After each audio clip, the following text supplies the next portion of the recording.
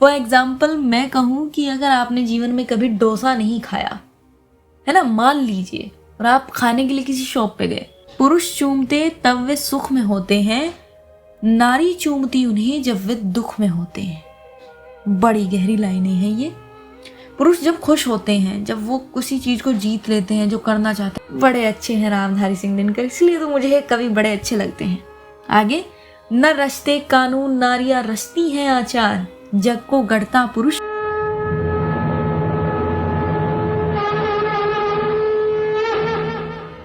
क्या पूछा है कौन है श्रेष्ठ सहधर्मिणी, कोई भी नारी जिसका पति श्रेष्ठ हो।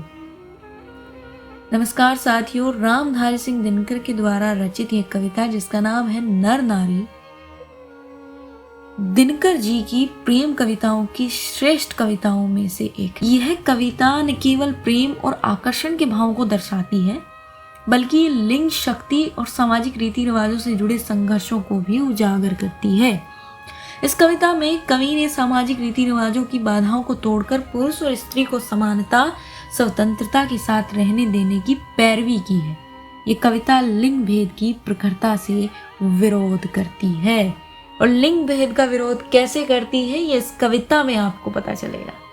रामधारी सिंह ऐसे ही महान कवियों में शामिल नहीं होते।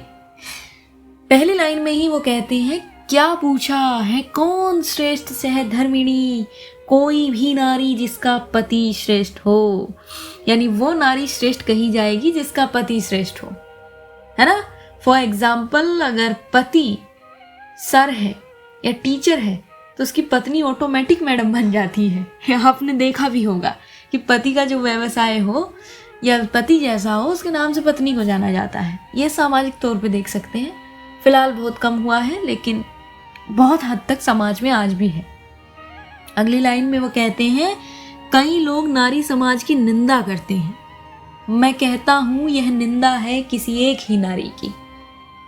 फॉर एग्जाम्पल मैं कहूं कि अगर आपने जीवन में कभी डोसा नहीं खाया है ना, मान लीजिए, और आप खाने के लिए किसी शॉप पे गए और उसने आपको, वो शॉप ने वो खराब डोसा बनाता है, वो अच्छा नहीं बनाता, उसने आपको खिलाया और आपने खाया, तो आप कहेंगे कि डोसा ऐसा ही होता है। आपके मन में वहम बैठ जाएगा और फिर आप कहीं डोसा खाना पसंद नहीं करेंगे, चाहे लाख कोई अच्छा आपको दे, है ना। यानी आपका पहला जो एक्सपीरियंस था वो बहुत बेकार था, आपने मान लिया डोसा वैसा ही होता है। और अगर आपको अच्छा मिल गया तो आप मान लेंगे नहीं अच्छा है यार, उसके बाद बुरा मिलता रहे तो आपको लगेगा कि नहीं अच्छा होता है यार।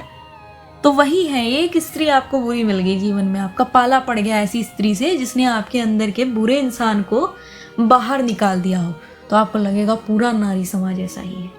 ये पुरुष के बारे में भी है, एक पुरुष से आपका ऐसा पाला पड़ गया तो आपको लगेगा पूरा पुरुष समाज वैसा ही है ना। तो कई लोग नारी समाज की निंदा करते हैं, मैं कहता हूँ ये निंदा है किसी एक ही नारी की।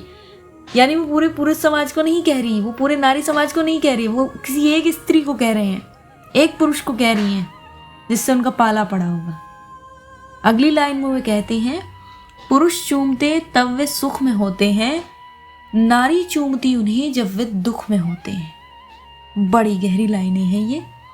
पुरुष जब खुश होते हैं, जब वो किसी चीज को जीत लेते हैं, जो करना चाहते हैं कर लेते हैं, वो काफी खुश होते हैं, तब वो दौड़े दौड़े सबसे पहले उस खुशी को दिखाने के लिए परिवार के पास जाते हैं। वो दुलार करते हैं, है ना, उन्हें चूमते हैं और बताते हैं कि ये हुआ वो हुआ। यानी वो तब प्रेम करते हैं जब वो सुख में होते हैं।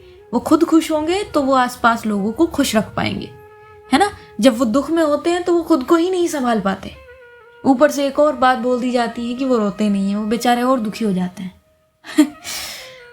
आगे कहते हैं कि नारी चूमती उन्हें जब वो दुख में होते हैं, यानी उसके जीवन में दुख है सुख है, वो उसको साइड में रख के वो तुम्हारे दुख पे जाएगी, वो देखेगी तुम दुखी हो तो तुम्हें वो मोटिवेट करेगी, उस सिचुएशन से बाहर निकलने के रास्ते बताएगी, वो तुम्हें दुलार करेगी, अपना दुख सुख भूल जाएगी।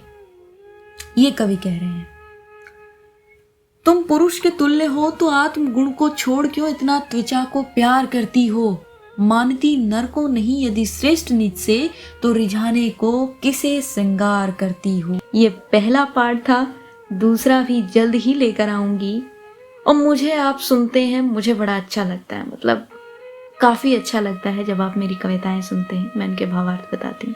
कविता और भी हैं, है ना, कविता आपको कहीं ना कहीं मिल ही जाएगी, यूट्यूब पे बड़ी वीडियोस पड़ी हुई हैं, लेकिन जब आप मेरी वीडियो देखने आते हैं तो मुझे काफ़ी अच्छा लगता है। तो अपने इस प्यार के लिए, स्नेह के लिए धन्यवाद। आपका ये प्रेम ही मेरे रीढ़ की हड्डी है। राधे राधे।